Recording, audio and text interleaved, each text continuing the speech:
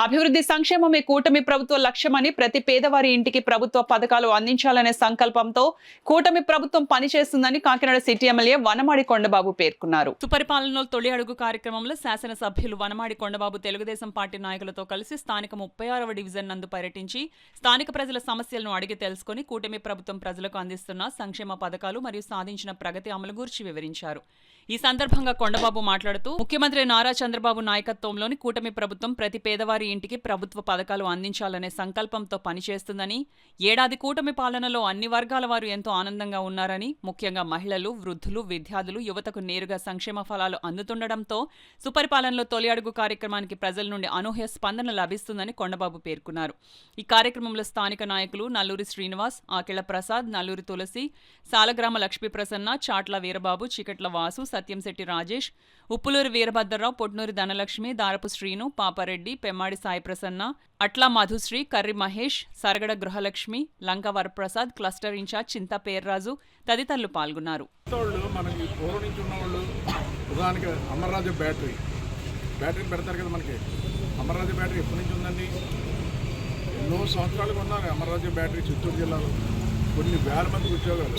ఆ బ్యాటరీలు ఇక్కడికి వస్తే మన వాళ్ళు అమ్ముకుని 100 మంది బతుకుతారు. డీలర్షిప్ అమర్రాజు బ్యాటరీ పెద్ద కంపెనీ ఇప్పటి నుంచి ఉంది. ఇందిరాగాంధీ టైం నుంచి ఉన్నది. రాజశేఖర రెడ్డి గారు ఉన్నప్పుడు ఉంది, ఎన్టీ రామారావు ఉన్నప్పుడు ఉంది, చంద్రబాబు ముఖ్యమంత్రి చేసినప్పుడు ఆ ఫ్యాక్టరీ ఉంది.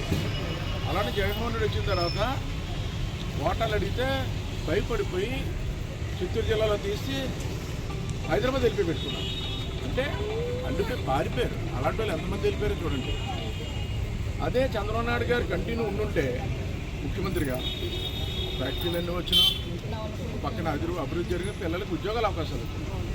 పిల్లలు బ్రహ్మాండం చదివేస్తున్నారు. ఇప్పుడు ఎక్కడ వస్తున్నాయి? సాఫ్ట్వేర్ ఉద్యోగాలు వస్తున్నాయి, ఎక్కడో బయట వస్తున్నాయి. అదే ఉద్యోగాలు ఇక్కడ రావాలి, వైజాగ్లో పెట్టాలి, విజయవాడలో పెట్టాలని ప్రయత్నం చేశారు. అందరూ ఒప్పుకున్నారు, అగ్రిమెంట్ రాశారు. అలాంటిది కంపెనీ అనేది దూరం అయిపోయే పరిస్థితి. నేనేమంటాను, ఎప్పుడు మళ్ళీ కూటమి ప్రభుత్వం రావాలని మీరు అందరూ నెగ్గించారు. కూటమి ప్రభుత్వం వచ్చింది. అన్ని శాఖలు కూడా, అన్ని మంత్రులు కూడా కష్టపడి పనిచేస్తున్నారు. ఇప్పుడు అప్పులైపోయిన రాష్ట్రాన్ని నడిపిస్తున్నారు దగ్గర. ఇప్పుడు మనకి సంక్షేమం ఈరోజు చూడండి, తల్లికి వందనం. ఎంతమంది పిల్లలు ఉంటే అంతమందికి ఇస్తామమ్మా, ఒక పిల్లడికి కాదని చెప్పారు. గతంలో ఒక పిల్లడికి ఇచ్చారు. ఇప్పుడు ఈ ప్రభుత్వం చెప్పినట్టుగా నలుగురుంటే నలుగురికి ఇస్తుంది, ముగ్గురుంటే ముగ్గురికి ఇస్తుంది, ఇద్దరుంటే ఇద్దరు, ఒకరుంటే ఒకరికి ఇస్తుంది. కానీ అక్కడక్కడ ఒకళ్ళు పడలేదు. అవి కూడా రాసుకోమన్నారు.